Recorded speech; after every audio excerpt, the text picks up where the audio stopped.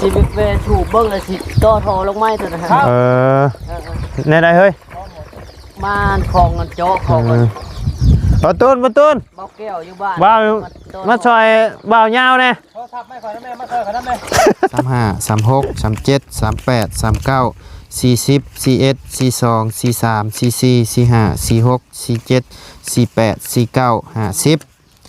51 52 53 54 55 56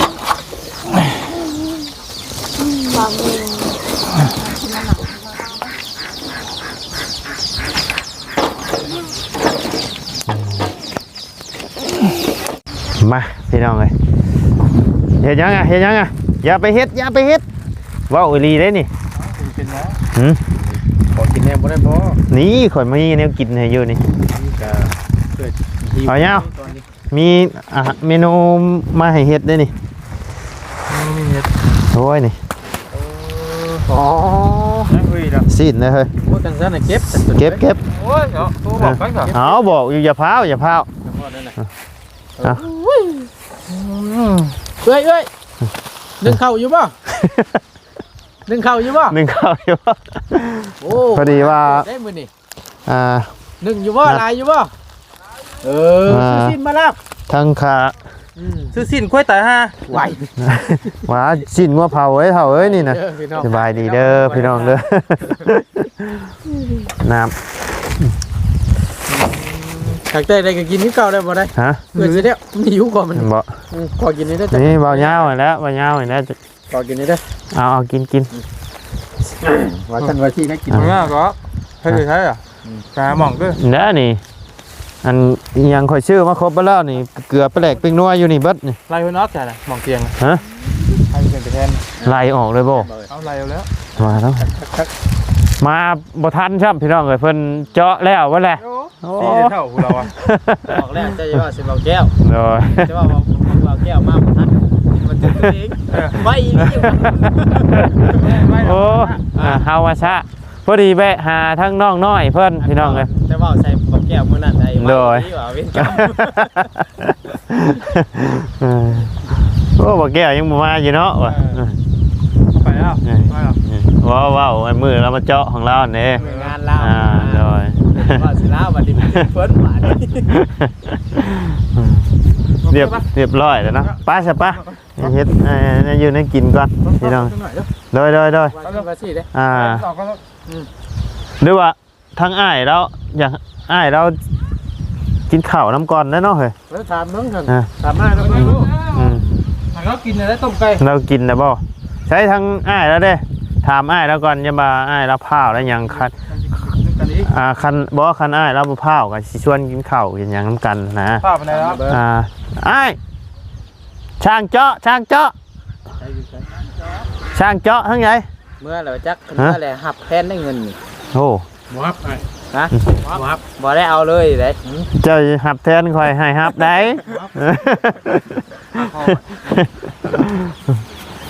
ให้ได้สร้างเจาะเขาใช้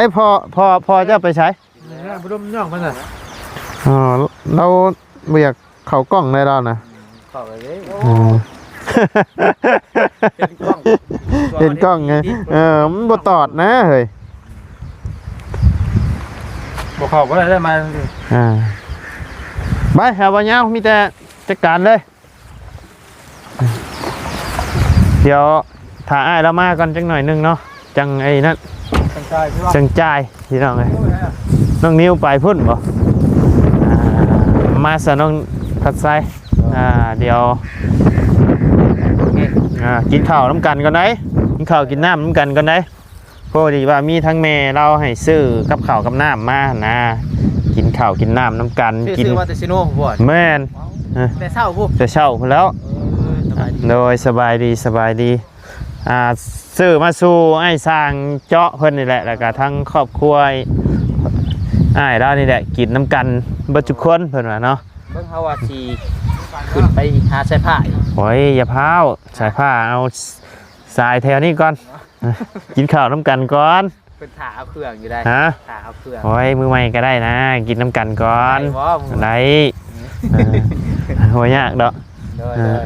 กินข้าวกินน้ำกันก่อน ซื้อมา2โลโหบ่เบิดได้ โอ้ยบ่ยากดอกบ่เบิดกัน เอาก็ ยางมือก็ได้ ก็อยากให้กินแล้วบ่ยากดอกเรื่องใส่ถุงยางนะอยากให้กินน้ำนี่แหละกินน้ำกันก่อนคดีเอาบ่ยาวเฮ็ดนะ โดย เดี๋ยวให้น้องเราหาเก็บผักก่อนเด้อที่จุดเขียวเลย ฮะใช่หมู่ว่ามันบ่เน่า โยมมันก็ เฮาว่าเด้อนะเฮาชวนมาพี่ก่อนหมู่ มันพอดปวดไปเนาะ ได้อยู่บ่ยาวเว้ยได้อยู่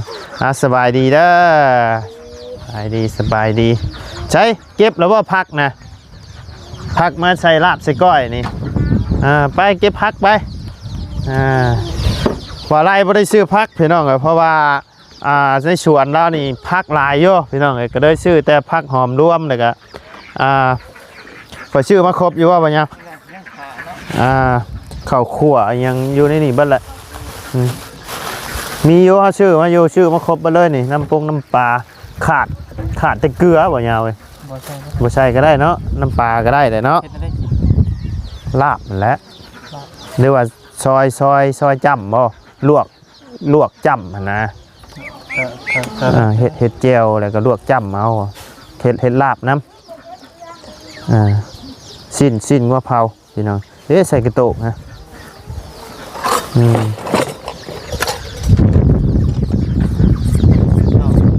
rồi มีกินอะไรเลย เฮาลวกเอาเฮาเฮ็ดชุกเอาเลยมาแล้วบ่โอเคเดี๋ยวถามทางอ้ายเพิ่นก่อนซะ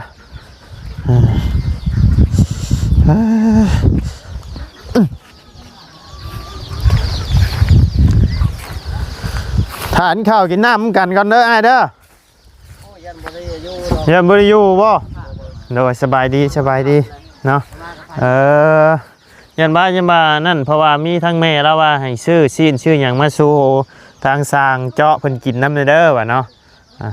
ก็ขอบใจอะไรโดยแต่ที่ได้ครับก็มันคำแล้วมันโอเคสามีโดยมีแต่ว่าสิได้จ่ายค่าสร้างนี่แหละบ่แม่นค่าเจาะเพิ่นนี่แหละพี่น้องเอ้ยแล้วไว้ดีเนาะโอ้มานำกับประธานมาแต่เช้าพอดี8 โมงโดย8 โมงก็พอดีเราหน้ามาแล้วรถนึงนะโดยมาก็ลงมือเลยไว้ถือว่าไว้อยู่เนาะโดยมันเป็นดินโบโดยจานแกง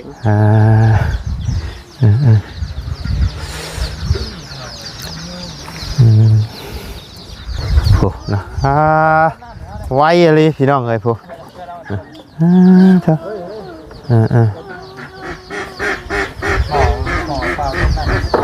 ออกแห้งอยู่บ่นับธรรมดาอยู่ธรรมดาเนาะลองสูบมึงดูฮะ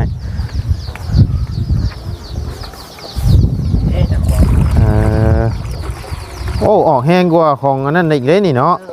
ออกแห้งว่าสิไปถูกเบิ้งเลยสิต่อทอลงไม้ตัวนะฮะ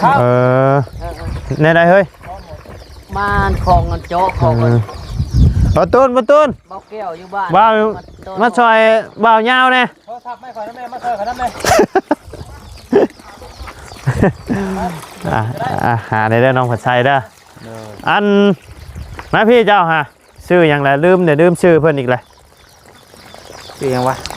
จำบ่ได้อีกเลยพี่น้องเลยจำบ่ได้แจ้งอยู่บ่น้องผัดไทยพี่แรกมาพี่เนาะน้ำใดไฟสว่างแล้วบัดนี้เดินทางหาเมียก่อนได้โอ้เอาแต่ชีวะเนาะมันเดือมเลยมันเดือมเลยตีแสงแดดเขามันเหลือแจ้งเลยแม่นบ่ข้างที่มึงพูดป่ะเอามาเอามุมนี่ก็ได้ไหมเอามาทางนี้ก็ได้มาทางได้ป่ะได้อยู่เนาะมาพี่ก็ได้เดี๋ยวให้เรามาก่อนมานำกับบทันโป้ผลเอาถังมาลอยดิเนาะไปแก้วไม่เนี่ยมันน้ำใสดิน้ำใสแล้วน้ำใสของผมมีเราต่อไปเขาอยู่บ้านนะฮะมาหอดยังโมงตอนเขาโทรหาแล้วก็ออกมาเลยบอกแม่น มาแล้วก็ชัดมาฮอดที่8 โมงนะ ยังบ่ได้ถามราคานะพี่น้องเอ้ยเท่าใดนี่ไอ้ ก็ซ้ำเจาะของมอลี่นั่นแหละ 3เลย3ล้าน5บ่ 4 ล้าน อ๋อก็เดียว3ล้าน5 4 ล้าน อ้ายเจ้าเฮ็ดหยัง รับประกันปีหนึง รับประกันปีหนึงบ่ แม่นครับมันขาดมันเกิดให้เจ้าของแล้วโทรหา โดยโอ้โหคักได้เสียเนาะมีรับประกันน้ำอีกพี่น้องไงปีหนึง โดยรับประกันปีหนึงใช้อันน้องเพิ่นมาพี่แน่เอามาจาก2 คนก็ได้บ่เป็นหยังมาให้ขอบบุญขอบคุณทั้งแม่เพิ่นนี่แหละพี่น้องเอ้ยเพิ่นได้เจาะน้ำเจาะในให้เนาะ แม่น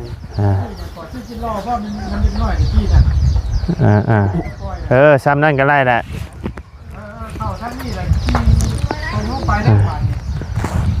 มาพี่ไอ้มา เข้าตรงนั้นน่ะมัน ได้เข้าพี่ก็ได้ มาพี่มา พี่ก็ได้ เอาเลิกไกลเติบเอาที่ จะมายืนอยู่นี่จะมายืนอยู่ได้นะมานี่ ได้แล้วเห็นอยู่เนาะโอเค4 ล้านเนาะไอ้เนาะจ่ายค่าช่างเจาะเพิ่นก้อนพี่น้องเอาไอ้เจ้าลองนับเบิ่งเด้อมานับแล้วก็มอบให้ทั้งไอ้เพิ่นค่าเจาะน้ำ4 ล้านอันนับนี่ก็ได้ออกมาธนาคารใหม่ๆเลยพี่น้องเลย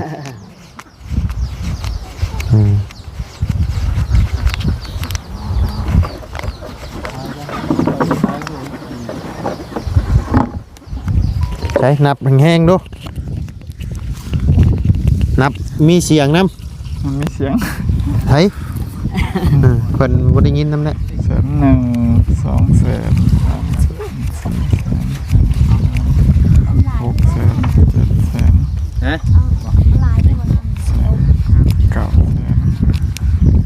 9 ตบลายบ่น้ำ น้ำลวกนี่ชื่อนะน้ำลวกไอ้นั่นนี่ชื่อบัวลายก็ได้แม่นโดย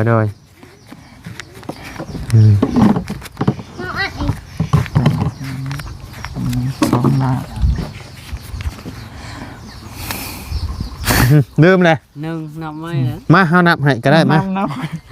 ใช่เฮาจังนับ1 2 3 4 5 6 7 8 9 10 11 12 13 14 15 16 17 18 19 20 21 22 23 24 25 26 27 28 29 30 31 32 33 34 35 36 37 38 39 40 41 42 43 44 45 46 47 48 49 50 51 52 53 54 55 56 57 58 59 60 61 62 63 64 65 66 67 68 69 70 71 72 73 74 75 76 77 78 79 80 4 ล้าน80 ใบทึกแต่ว่าเอามอบให้ทั้งอ้ายเพิ่นเด้อมอบให้เพิ่นเลยโดยขอมุกขอบใจละลายทั้งอ้ายเด้อมีโอกาสหน้าสิใช้บริการใหม่เนาะโดยบ่อยู่กินข้าวน้ำซ้ำเนาะมาคำแน่ว่าไรกับพี่น้องเดี๋ยวมันทางเมื่อหนาวหนาวพี่น้องเลยขอมุกขอบใจโดยเอาเดินทางปลอดภัยได้เด้อโดยขอบใจละลายเนาะขอบใจคือกันเบิ้งอันคอภาพแคปไปเดินทางปลอดภัยได้เด้อบริกินข้าวน้ำกันซ้ำเนาะเพิ่นเฮ็ดยังชูกินซ้ำมื้อนี่ไก่เนาะแกงไก่โอเคมาบ่ทันครับพี่น้องเลยขอโทษขอไฟละลายขอโทษละลายมาบ่ทันขอโทษหาคือสีข้าเวียงโดย อันว่านั่นน่ะโทรหาเราคือสิรับแล้ว โดยเฮาอัน เฮาถ่ายคลิปอยู่ก็เลยบ่ได้ยินเสียงเขาปิดเสียงไว้ อยู่ฮอดไสเถอะเดี๋ยวค่อยออกมาได้ว่าสิเมื่อเลยนะเขาก็แม่นขอบใจเด้อโดยขอบใจละลายอ้ายขอบใจละลาย เดี๋ยวบ่ยาวเด้อกลับมาเด้อเพิ่นบ่สุข โดยไปเดินทางปลอดภัยอ้ายเนาะถือว่าเรียบร้อยเสร็จสิ้นเนาะพี่น้องเอ้ยรวดเดียวที่แรกนัดทั้งอ้ายเพิ่นว่ามื้ออื่นพี่น้องเอ้ยแต่ว่าทั้งอ้ายเพิ่นว่ามื้ออื่นนี่อ้ายเพิ่นบ่ว่างแต่ทั้งอ้ายเพิ่นว่าเอาคันมาตักน้ำบ่ทันบ่ท่วงบ่ทันก็คันมันบ่แล้วแล้วอ้ายเพิ่นสิซ้ำให้มื้ออื่นเพิ่นว่าทางบ่ไล่ก็เลยว่าโอเคว่าเนาะทางบ่ไล่กับคิดว่าสิมามื้ออื่นพุ่นแหละพี่น้องเอ้ยแต่ว่าทั้งอ้ายเพิ่นว่ามื้ออื่นนี่อ้ายเพิ่นบ่ว่างและยันได้เป็นมือใหม่และยันถ่ามันยืดมันยาวก็เลยทั้งบ่ไล่ก็เลยเอาอ้ายเพิ่นว่าคันบ่แล้วอ้ายเพิ่นสินอนแหละซ้ำให้ตอนเช้าเพิ่นว่าแต่ว่ามาก็ไวอยู่เนาะพี่น้องแป๊บเดียวค่าเดียวก็แล้วทางน้องผัดไส้ได้มาทันอยู่บ่ทันอยู่เนาะทันกับพอดี30แล้วโอ้โดยพอดีแล้วเลยเนาะดีแล้วพี่น้องเอ้ยชื่อชีดมาอ้ายเราก็ไม่ได้กินใช่ไหมบ้านเป็นยุคเก่าผมเป็นยังนี่แหละทั้งอ้ายกินบ่ได้เนาะอ้ายเนาะกินบ่ได้โดยถือว่าเรียบร้อยพี่น้องเลยอ้ายเรามีงานแต่งมื้ออื่นเพิ่นป่ะห่อข้าวต้มยันมาบ่ได้ป่ะเอาคันสิแบบว่านัดมื้อนั้นมื้อนี้ต่อไปมันสิยืดสิยาวหั่นนะก็เลยเอาอ้ายแล้วว่าพร้อมมื้อนี้ให้อ้ายแล้วใส่มื้อนี้เลยเอามีแต่ว่าให้ทั้งอ้ายขอบบุญขอบคุณทั้งผู้ใหญ่เพิ่นเด้อทั้งแม่เพิ่นเอานกมือขึ้นแล้วก็ขอบบุญขอบคุณเพิ่นเด้อใจได้หลายเด้อแม่ใหญ่ผู้ใหญ่ใจดีนี่ได้นำในดีใจแล้วไรน้ำแม่ขอให้สุขภาพขอให้แม่สุขภาพแข็งแรงเข้มแข็งเจริญโน้ยสาธุเนาะเอาทางบ่ไล่กะในนามต่างหน้าที่เป็นสะพานบุญให้ทั้งแม่เนาะกะสิมาซ่าในเด้อเนาะก็ต้องขอโทษขอไฟได้หลายมาบ่ทันซ้ำตอนเพิ่นเจาะพี่น้องเลยทางบ่ไล่กะแบะเข้าไปหาทางน้องน้อยเพิ่นนํพี่น้องเลยก็เลยมาบ่ทันเนาะเพราะว่านัดไว้เป็นมื้ออื่นแต่ว่าทางอ้ายเพิ่นบัดเผายันมาบ่ได้มื้ออื่นกะทางบ่ไล่ก็เลยให้เพิ่นมาเลยก็มาบ่ทันซ้ำพี่น้องเลยกะต้องขอโทษขออภัยหลายเนาะมาบ่ทันเบียดงานจะคลองพี่น้องเลยเอาทางบ่ไล่ก็ต้องในนามตั้งหน้าที่เป็นสะพานบุญให้ทั้งแม่เนาะก็ต้องขอบุญขอบคุณทั้งแม่ได้เด้อเนาะที่ไว้วางใจให้ทางบ่ไล่เป็นสะพานบุญให้เนาะก็ขอให้แม่อยู่ดีมีแห้งความเจ็บบ่ให้ได้ความไข้บ่ให้มีเด้อแม่เด้อเนาะปรารถนาสิ่งใดก็ขอให้ได้สมความมุ่งมั่นดังปรารถนาเนาะเพราะว่าเช็ดธุรกิจการงานยังก็ขอให้เฮงๆปังๆร่ำๆรวยๆตลอดปีและตลอดไปเด้อแม่เด้อเนาะสาธุเนาะเอาเรียบร้อยบัดนี้บ่เมื่อยแล้วบัดนี้ซ้ำสิฮดตักฮดบัดนี้เนาะซ้ำสิฮดบัดนี้เนาะไปมีแต่ว่าหากินข้าวกินน้ำก่อนบัดนี้หิวข้าวหิวน้ำเลยทางทีมงานก็ยังบ่ได้กินข้าวเลยพี่น้องเพราะว่าบ่าวไร่บอกว่าบ่าวไร่สิซื้อซีนเนาะซื้อซีนมาสู้กินอยู่นาเจ้านี่แหละทางแม่เพิ่นให้ซื้อเนี่ยอยู่เนี่ยกินมาสู้กันกินเนาะอันงบซื้อซีนอีกอย่างจะเป็นทั้งของแม่เพิ่นนั่นแหละเนาะพี่น้องเอ้ยให้ซื้อมาสู้ทีมงานกินเนาะแต่ว่าก็จนค่ำจนมืดไปซะพูดละไปเบิ่งอยู่พุ่นละพี่น้องเอ้ยขอบใจหลายๆเด้อน้องปัดไซเด้อหน่อยไปพี่น้องเอ้ยเก็บแล้วหรือว่าพักฮะโอ้ผู้ยังเก็บอยู่เนาะเก็บอยู่แล้วหรือว่าบ่เนาะโอ้ยังเคยนะนี่แล้วเอาไปติดเป็ดกาบบ่มันบ่แม่นห่านบ่ที่น้องหมอเป็ดกาบบ่นี่บ่แม่นห่านเนาะเฮ็ดได้บ่เนาะเฮ็ดได้ลวกซอยเนาะโอเคมองตัวมันง่ายๆด้วยเนาะแต่เกี่ยวขึ้นด้วยแม่นบ่เบิดดอกบ่กระลายนึงวะ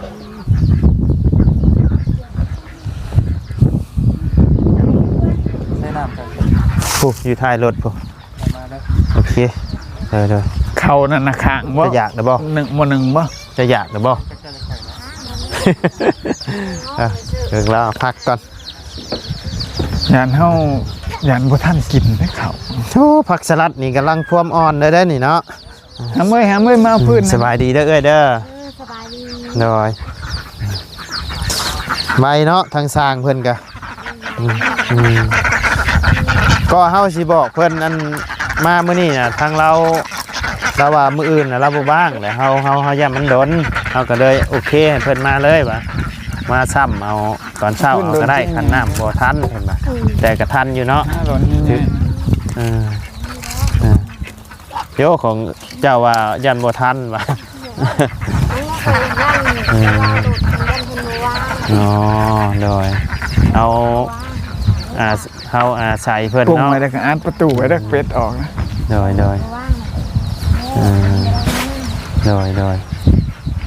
ไปกับคุณผู้ชมโดดว่าง โดย ว่างอยู่เป็นไปมือใหม่ยันบ่ว่างแม่ โดยพอดีบ้างพอดีเลยเนาะทั้งนั้นบัดมื้ออื่นแบบเพิ่นบ่ว่าง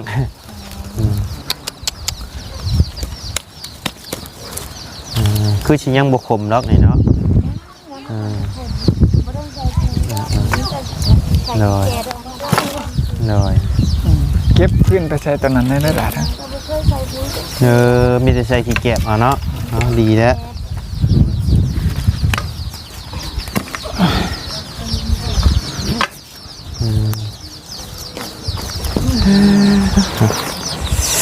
หนาวพี่น้องเลย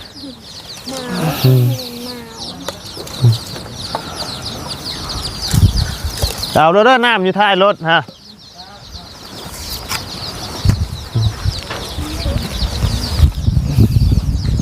ต้มไก่แกงไก่ชูเพิ่นกินเนาะ บอกเอื้อแล้วว่าบ่ต้องเฮ็ดกับข้าวเด้อว่า ชื่อสิ้นมาว่าชื่อมาบ่ทันครับเราไวอ่ะดิจวดจัดเดี๋ยวดีพี่น้องเลย30 เมตรเนาะ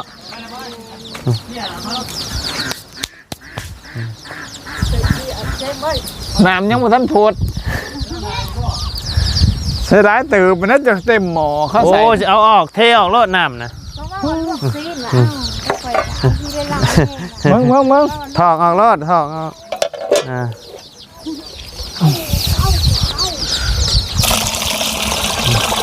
ลูกบ่ซีนมันนานทุกต้องสิได้หลายบ่มี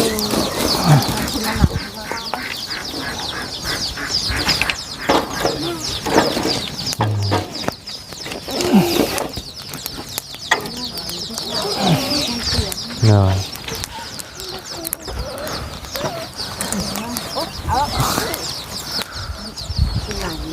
ข้าวนี่พี่น้องเอ้ยมันสิค่ำสิมืดเนาะ